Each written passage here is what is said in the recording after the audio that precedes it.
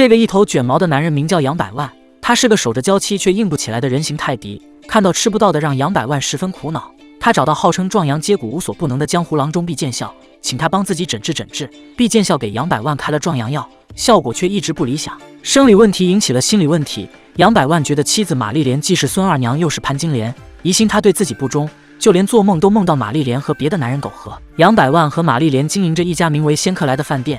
这天，一胖一瘦两个男人走进饭店，胖子出言调戏直爽漂亮的玛丽莲，玛丽莲笑着敷衍了几句。厨房里的杨百万登时不乐意了，他黑着脸来到桌前，要求两人先把饭钱结了。没吃两口的瘦子十分不满，两人你一言我一语的争执起来。瘦子还气冲冲的要掀桌，要论武力值，杨百万显然不是这一胖一瘦的对手，但胖子似乎并不想惹事，付了钱拉着瘦子匆忙离开。原来两人刚刚抢完珠宝店，因为分赃不均起了争执，胖子偷走一枚宝石戒指，用口香糖粘在饭店的桌子底下，为了不被发现，只能阻止瘦子掀桌。离开饭店后，两人在一个荒郊野岭分赃散伙。与此同时，杨百万越发急于治好自己的病，重振雄风，但毕见笑的药除了让他流鼻血窜稀之外，一点有用的效果都没见到。杨百万来到毕见笑的庙拍堂，拎着对方的衣领要求退钱。毕见笑这个庸医能活到今天，靠的不是医术，而是嘴皮子。一番忽悠不仅安抚好了杨百万，还让他心甘情愿花钱买了自己独家研发的药酒春去春又来。杨百万离开庙拍堂，来到粮油店买面，店老板想借他家的大黄狗给自家的小花狗配种，还用五袋面作为报酬。杨百万表示要回去和大黄商量一下，准备离开时，店老板神神秘秘地拉住杨百万，表示有件不知当讲不讲的事想讲给杨百万。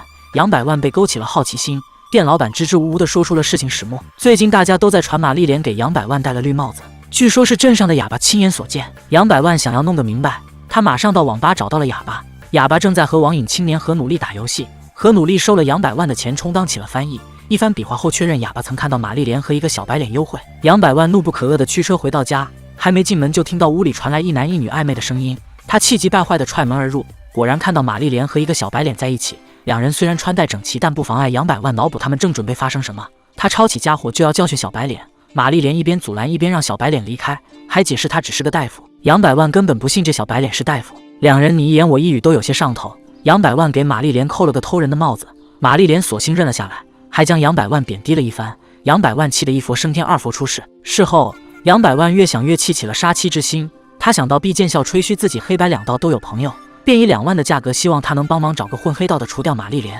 毕见笑表示还真有这么个人，此人名叫小马哥，是个只见其影不见其人的低调杀手。毕见笑钻出车打了通电话，告诉杨百万小马哥明天要去度假，今晚动手有情价3万，另外还要给自己封口费1万。一番讨价还价后，杨百万妥协，毕见笑让他做好准备，今晚店里不要营业，想办法送走大黄，同时让玛丽莲能暂时昏睡。杨百万自己也得找个借口离开饭店，这样东窗事发也好有个不在场证明。当晚，杨百万在酒里下了些药，骗玛丽莲喝下后将她抱上了楼，随后便开车带着大黄狗来到粮油店给店老板的小花狗配种。杨百万心事重重地坐在桌边，觉得肚子有些不舒服，便借了店老板家的厕所，无意中看到小白脸和店老板的老婆正待在一间屋子里，动作不雅，声音暧昧。他当即便闯进屋要教训这个喜欢搞别人老婆的小白脸。听到动静的店老板跑来阻拦，表示小白脸是自己请来给老婆按摩的马大夫。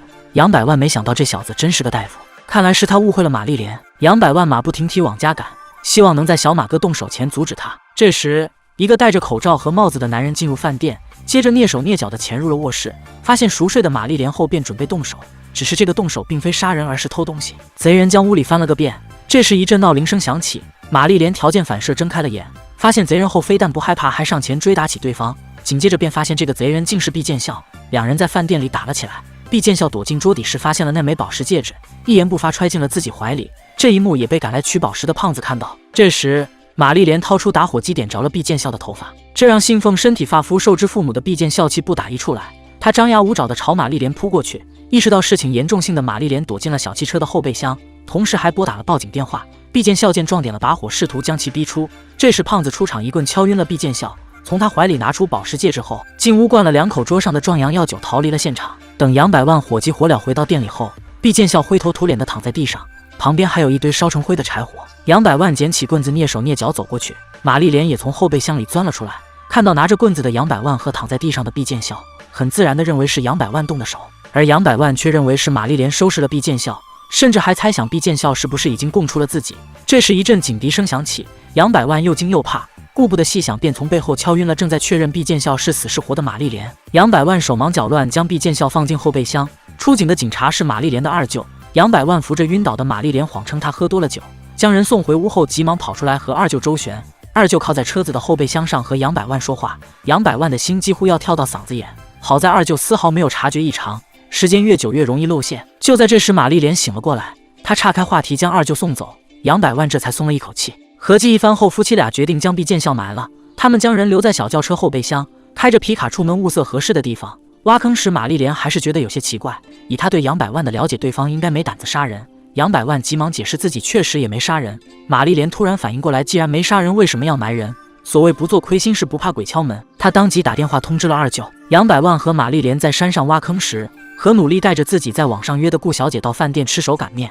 他将自己包装成一个富二代，将顾小姐迷得神魂颠倒，甚至主动现身。两人将车停在装着毕见笑的小轿车后面，发现店里没人后，准备在车里等一会儿。两人一个想骗炮，一个想傍大款，很快便苟合在了一起。这时毕见笑从后备箱爬了出来，原来他还没有死透。还没等毕见笑搞清楚状况，车里的何努力和顾小姐因为太激动，不小心挂档踩了油门，车子直直撞向毕见笑。他当时口吐鲜血，驾鹤西去。何努力急忙上前查看，顾小姐让他搭把手把人放进后备箱。两人开着车离开了饭店。这时杨百万和玛丽莲也回到了家，两人将事情的来龙去脉讲给二舅，并告诉他尸体就在小轿车后备箱里。二舅看了一眼空空如也的后备箱，白了玛丽莲一眼，让他少喝点酒。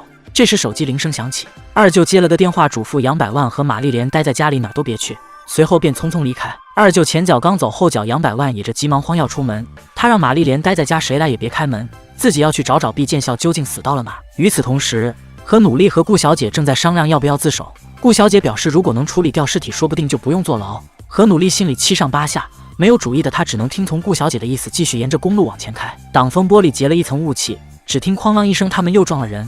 二人打着手电筒，战战兢兢下了车，车前倒着一辆摩托车。何努力彻底崩溃，一会儿功夫撞了2个人，眼下这个也不知道被撞到了哪儿。他劝顾小姐报警，顾小姐四处查看，发现附近根本没有人。他觉得应该只是撞到了摩托车，于是两人继续赶路。殊不知他们撞到的正是骑着毕见笑摩托车逃离的胖子。胖子本就心虚，被撞后非但没有要求事主负责，还躲在土坡下等人离开才赶出来。何努力和顾小姐驾车经过废弃砖窑时，发现一辆停在路边的皮卡，索性将毕见笑抬到了皮卡车上。慌慌张张的何努力离开时还跑掉了一只鞋。皮卡车的主人正是杨百万，他开着车出门寻找毕见笑的尸体，途中闹肚子，钻进一个废弃砖窑解决问题。出来时先是发现一只鞋，接着便看到睁着双眼躺在车厢里的毕见笑。杨百万被吓得魂不附体，拔腿就跑，结果慌不择路，被石头绊倒摔晕过去。这时二舅接到电话，来到摩托车出事地点，警员将现场发现的毕见笑身份证交给他。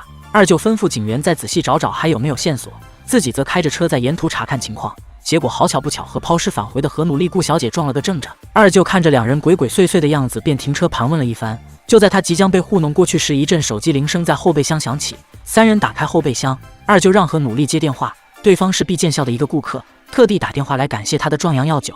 手机的主人显而易见。何努力和顾小姐被带上了警车，小警员打电话告诉二舅，现场又发现一枚宝石戒指，标签上的店名和近期被抢的那家吻合。二舅怀疑何努力和顾小姐就是抢劫珠宝店的人，两人慌忙撇清关系，絮絮叨叨一番，却只字不提毕见笑的事。与此同时，胖子喝的药酒起了作用，起了色心的他返回饭馆，试图对玛丽莲行不轨之事。玛丽莲担心杨百万的安危，拨通了他的电话。电话铃声惊醒了晕倒的杨百万，他听到对面的动静，以为是小马哥找了过去，于是顾不上处理毕见笑，马上开车回到店里，发现胖子对玛丽莲用强后和对方扭打在一起。最后警方和救护车先后赶来，杨百万被抬上了救护车，胖子则被押上了警车。何努力和顾小姐也看到了阴魂不散的毕见笑，于是二舅在退休前的最后一天，一举侦破了入室盗窃案、肇事逃逸案以及珠宝店劫案。杨百万试图买凶杀人一事也被曝光，但因为头部受到重击，暂时被保外就医。这一出乌龙大戏也终于落下了帷幕。